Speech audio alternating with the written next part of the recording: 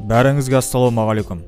Біздерге қыстың суық күндерінде жылусыз және жылы сусыз бірнеше күн өмір сүруге тура келіп қалса, не болады деген ойдың өзін ойлау қорқынышты. Осындай кезде дүниенің ең суық жерлеріне дүниеге келіп, өмір сүріп жүрген адамдар жайлы ойлаңызшы.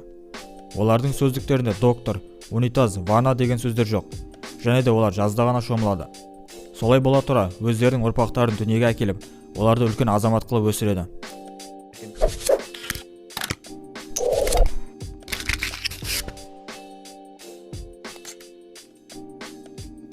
Сібірдің тундраларында тұрып келе жатқан сол жердің халқы суықтарына да үйреніп қалған. Тундра халқын әжетхана жоқтығы мазаламайды. Олар бұл кемшілікті қарды ойып, кішігірім шұңқыр жасап жояды. Тек барардан алдын жақсылап айналасына қарайды. Себебі бұғылар келіп қалуы мүмкін.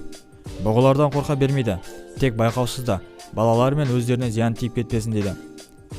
Және де тундралықтарға қыста әжетханаға баруға ұзын киімдері көмектеседі. Сол арқылы отырған кезде ашық қалған жерлерін суық жел мен аяздан қорғайды. Солайша мұз қатып қалу, ауырып қалудың алдын алады. Жаздың күні есе дызылдаған масалар тыныштық бермейді.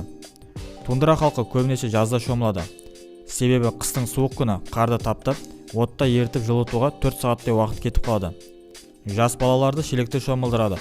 Оны үйінің алдына іліп қояды. Әйелдері көбінесе ешқандай дәрігер акушерсіз үйінде балаларын дүниеге әкеледі. Оған сол ауылдың үлкен әжелері көмектеседі. Күйеулері есе от жағып, жылы су әкеліп, қолынан келген көмектерді береді.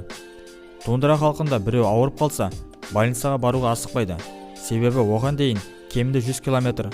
Сондықтан өздерін емдік шөппен, ыстық шаймен емдеуге тырысады.